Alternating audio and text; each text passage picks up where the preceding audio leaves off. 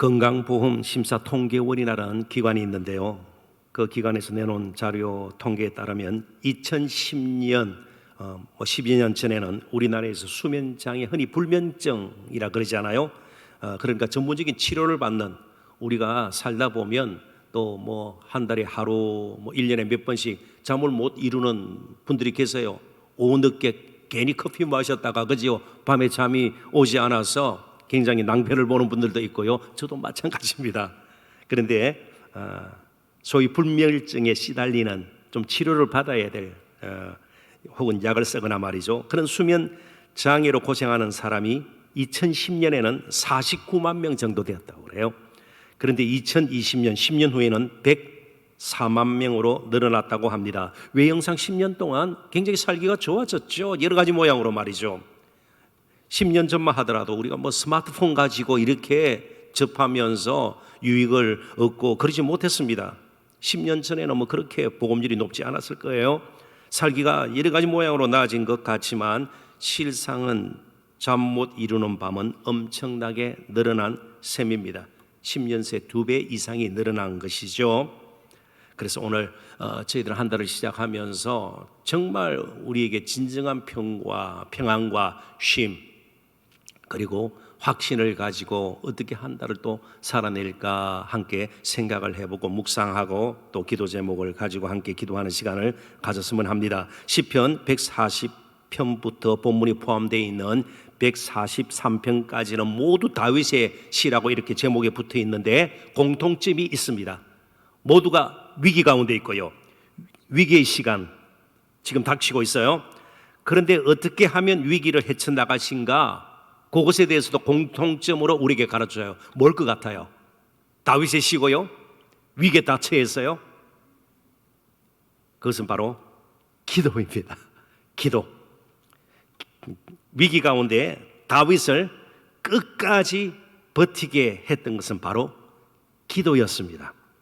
그러니까 기도는 우리 스스로 삶을 붙들고 있던 우리 자신의 손을 내려놓고 우리의 삶을 하나님의 손에 맡기는 엄청난 사역이에요. 엄청난 사역이에요. 어쩌면 가장 위대한 사역일 수도 있어요. 그러니까 우리는 내 손으로 무엇을 많이 하고 이것만 생각을 하지만 하나님의 손에 맡기는 순간 놀라운 일들이 일어날 수 있습니다. 그러니까 기도는요, 우리 손을 내려놓는 겸손한 믿음의 그런 모습이죠. 우리에게도 삶의 어려움이 늘 있기 마련입니다. 우리 사물도 마찬가지예요. 즐겁고 기쁜 일만 있을 것 아니에요. 생각지도 못했던 아픈 일, 고통스러운 일 겪게 되고 우리 몸에 고장이 날 수도 있는 것입니다. 우크라이나 사람들이 몇 년 전에 오늘과 같은 전쟁의 고통을 당할 줄 알았겠어요? 아니요. 막 가족끼리 생입을 하고요. 어린아이가 엄마와 떨어져서 우는 것 너무 마음이 아프지 않아요? 그렇습니다. 그러나 기도할 수 있기에 어려운 가운데서도 살게 됩니다. 어려움이 없어 잘 사는 것이 아니고 어려운 가운데서도 기도할 수 있기 때문에 우리가 살 수 있게 되는 것이에요. 그래서 8절 본문입니다. 그리고 그 앞절 7절 8절 두 구절을 같이 봅니다. 화면에도 말씀이 띄워질 텐데요. 여호와여 속히 내게 응답하소서. 내 영혼이 피곤하니이다. 내 영혼이 피곤하니이다. 이 말은요, 숨이 넘어갈 지경이니이다. 내 영혼이 피곤하니이다. 숨이 넘어갈 지경이나이다. 요나가 물고기 뱃속에서 점점 피곤해진다. 이제 숨이 가빠지는 거예요. 호흡이 곤란해지는 것입니다. 주의 얼굴을 내게서 숨기지 마소서. 내가 무덤에 내려가는 자 같을까요? 누가 무덤에 내려갈까요? 죽은 자가 내려가는 거 아니겠습니까? 역시 이것도 죽을 지경이다, 그런 뜻이에요. 아침에 나로 하여금 주의 인자한 말씀을 듣게 하소서. 내가 주를 의뢰함이니이다. 내가 다닐 길을 알게 하소서. 내가 내 영혼을 주께 드림이니이다. 다윗은 지금 굉장히 위급한 상황에 놓여 있습니다. 그런데 죽음 자체도 우리에게 두려움을 주고요, 실제로 죽음을 앞두고, 물론 우리가 본질적으로는 죽음 너머에 있는 영원한 생명, 안식, 또 우리 주님을 만남, 이런 것들이 또 분명히 소망으로 우리에게, 그죠? 근본적으로는 기쁜 일이지만, 그렇잖아요. 주님께 가는 게 얼마나 사실은 기쁜 일이에요. 그렇지만 현실적으로는 참 차가운 것이에요. 관계를 끊어놓는 것이고요, 단절되는 것이고요. 그렇습니다. 그래서 때로는 죽음 앞에 굉장히 또 고통스러워 할 때도 있지 않아요. 중한 병에 걸렸을 때 말이죠. 그렇지만 지금 다윗은요, 죽음 자체에 대한 두려움도 뭐 그에게 없는 것은 아니지만 정말 두렵고 고통스러운 것은 하나님이 멀리 계셔서 아무런 도움을 받지 못한 채 홀로 남겨지는 것이에요. 이게 비극입니다. 그러니까 아까 기도가 우리를 살게 한다 그랬잖아요. 같은 문제를 겪어도 기도하면서 하나님이 나와 함께 하심을 우리가 경험하게 되면 그 가운데서도 감사할 수도 있는 것이고요, 찬양할 수도 있는 것이고요, 확신을 가지고 오히려 현실의 여러 가지 문제를 바라보고 있다가 그 너머를 보고 미래를 생각할 수 있는 거예요. 소망을 가질 수 있게 되는 것이에요. 그런데 기도마저 없다면요, 계속 그 문제에 매몰되어서 더 큰 고통과 어려움을 겪게 되는 겁니다. 영적으로도 그렇고 육신적으로도 그렇고요, 정신적으로도 그렇지 않겠습니까? 특별히 다윗은 이런 가운데서 아침에 주의 인자한 말씀을 듣게 하소서. 아침에 이 말은요, 앞에 있는 여호와여 속히 내게 응답하소서 하고 운율을 맞추는 거예요. 그러니까 속히 내게 응답하소서, 아침에 속히 나로 하여금 주의 인자한 말씀을 듣게 하소서. 그러니까 하나님의 응답이 인자한 주의 말씀으로 또 연결이 되는 거예요. 그러니까 아침에 이 말은요, 속히라는 의미도 듣고 포함하고 있는 겁니다. 긴 어둠의 밤, 고통의 밤, 아픔의 밤, 상실의 밤, 외로움의 밤, 문제 때문에 정말 마음의 안정을 잃어버린, 염려 근심으로 완전히 찌들어버린 그 긴 밤을 빨리 좀 보내고 이제 아침에 속히 주여 응답하소서, 주여 내게 응답하소서, 주의 인자한 말씀을 듣게 하소서 위로하시고요, 소망을 다시 심어주시고요, 만져주시는 바로 그런 하나님의 음성을 듣기를 원한다, 그런 뜻 아니겠습니까?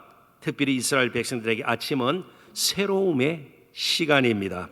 구원과 도움의 시간입니다. 하나님께서 아침에 이스라엘을 도우시리로다.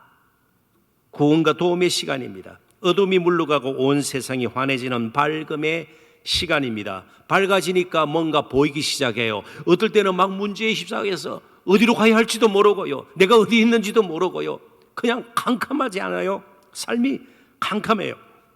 그렇지만 밝음의 시간이에요. 무엇인가 움직임이 있는 활동의 시간입니다. 재출발의 시간이에요. 버니엘의 아침을 한번 생각해 보십시오. 밤새 하나님과 씨름하던 이 다윗이, 그런데 창세기 32장에 보면 해가 떠올랐더라 그래요. 해가 떠올랐더라. 이제 아침이 된 것입니다. 재출발의 시간이기도 해요. 합하면 아침은 소망의 시간입니다. 시인은 새로워지기를 원합니다. 오히려 이런 고통을 통해서 이제 문제만 해결됐다 끝나는 것이 아니고 그 고통을 통해서 더 새로워지기를 원하는 겁니다. 욥도 심한 고난 가운데, 외로움 가운데, 아픔 가운데 그런 시절을 보내고 어두운 시간을 보내고요, 뭐라고 고백했습니까? 이전에는 귀로만 듣던 우리 하나님을 눈으로 뵙게 되나이다. 확 열려버렸어요. 확 열려버렸어요. 오늘 우리에게도 이번 한 달 참 코로나의 긴 터널을 지금 지나고 있죠. 국내적으로 아픈 일들 많이 일어나고 있잖아요. 우리 개인적으로도 참 나에게 이런 병이 들 줄 몰랐다, 다 알고 그런 분 없어요. 어떻게 이런 몹쓸병이 나에게 임했는지 처음에는 당혹스럽기도 하고요, 또 조금은 낙심도 되고 다 그러지 않겠어요? 우리 애에게, 우리 아이에게 왜 이런 일이 생겼는지 부호가 계속 붙는 시간들도 있는 것입니다. 그래서 새 출발하기를 원하는데 어디로 가야 할지 이제 다닐 길을 가르쳐 달라고, 주의 인자한 말씀을 듣게 하시고 다닐 길을 알게 하소서. 그러면서 그가 이미 5절에 보면 한 가지 다닐 길, 하나님께서 분명히 다닐 길을 보여주시라는 확신이 있었습니다. 우리에게도 기도에 무릎을 꿇는 순간 하나님께서 분명히 우리의 가야 할 길이 하나님의 손에 있음을 알고 보여주실 것이다, 그런 확신이 좀 있었으면 좋겠어요. 자, 5절을 한번 보십시오. 내가 옛날을 기억하고 주의 모든 행하신 것을 엎조리며 묵상하며 주의 손이 행하는 일을 생각하고, 여기 옛날 일 가운데 하나님께서 이루신 옛날 일 가운데 가장 대표적인 것, 이스라엘 백성들에게 가장 그들의 삶에서 큰 영향을 준, 그리고 그들의 신앙을 다듬는 데에 항상 터가 되는 것이 출애굽 사건입니다. 너희가 애굽에서 종살이 하던 것을 기억하고 하나님께서 너희들을 어떻게 날개 아래 혹은 은혜로 인도하여 주셨는지, 품었는지 늘 기억하는 것, 묵상하는 것, 그들에게 필요한 일이었습니다. 이 출애굽과 광야 여정일 것입니다. 옛날 일은요, 대표적으로요, 하나님은 힘없고 연약한 이스라엘 백성들을 그 강한 바로의 압제에서 벗어나게 하시고, 홍해를 마른 땅처럼 건너도록 길을 열어주시고, 또 길 없는 광야를, 한 번도 가본 적이 없는 광야를 불기둥과 구름기둥으로 인도하셨습니다. 오늘까지 하나님께서는 그런 식으로 저와 여러분을 인도해 주셨습니다. 뭔가 벗어나게 하시고요, 때로는 피할 길도 주시고요, 그렇게 해서 기었고 오늘까지 우리를 이끌어 주셨습니다. 자, 그렇다면 다닐 길, 특별히 다닐 길, 구약학자, 이분은 또 세상을 떠나셨어요. 로랜드 머피라는 구약학자인데 8절에 다닐 길을 10절에 주의 뜻으로 해석을 했습니다. 다닐 길. 자, 10절이 어떤 말씀인지 한번 보시죠. 주는 나의 하나님이시니 나를 가르쳐 주의 뜻을 행하게 하소서. 주의 영은 선하시니 나를 공평한 땅, 이 말은 안정된 상태로 인도하소서. 자, 불안하고 흔들리고요, 두렵고 혼돈 가운데 있는 마음을 하나님께서 이끌어 주셔서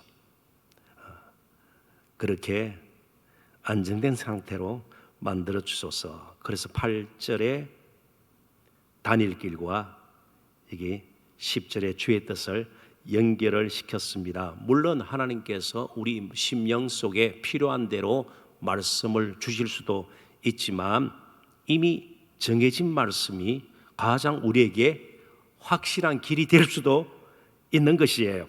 그래서 이제 내일부터 시작되는 40일 공동체 성경 읽기를 통해서 좀 관심을 가지고 주목해서 성경 말씀 자체를 생생하게 듣는 기회를 가져야 돼요.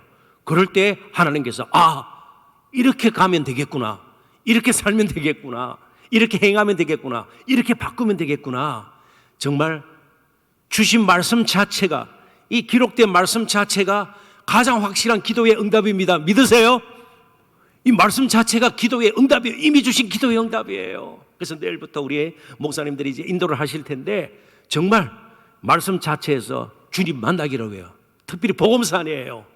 갈릴리 바다를 다니시듯 우리처럼 샌들을 신고 흙먼지 나는 그 바닷길을, 때로는 계곡을, 나사렛은 상동이에요. 그 계곡을 내려와서 이렇게 먼지길을 가시는 주님을 정말 만나는 저와 여러분이 될 수 있기를 주님의 이름으로 축원합니다. 정말 주신 말씀이 가장 우리에게는 확실한 길이 될 수가 있는 겁니다. 말씀과 더불어서 우리에게는 또 하나의 길이 있습니다. 또 하나의 길, 우리가 이번 공동체 성경 길을 통해서 특별히 만나기를 원하는 그분이시죠. 물론 예수님께서는 나는 곧 길이요 진리요 생명이니 그렇게도 말씀하셨습니다. 그런데 예수님께서 제자들을 부르실 때 꼭 하신 말씀이 있어요. 나를 뭐라고요? 제자들에게 부르실 때 뭐라고 그랬어요? 나를 따르라. 나를 따르라. 이 말은 내가 길이 되었으니까 제자들은요, 예수님 보고 따르는 그게 길을 가는 거예요. 나를 따르라. 그러니까 이제 우리는 이 말씀을 통해서, 그리고 주님을 날마다 바라보고, 특별히 복음 가운데 십자가 지신 우리 주님, 부활하신 주님, 지금도 살아계셔서 우리와 영으로 함께 하시고 정말 끊임없이 우리를 위해서 보좌 우편에서 또 기도하시는 그분, 바로 주님과 함께 하는 것이 우리의 아침이 되어야 합니다.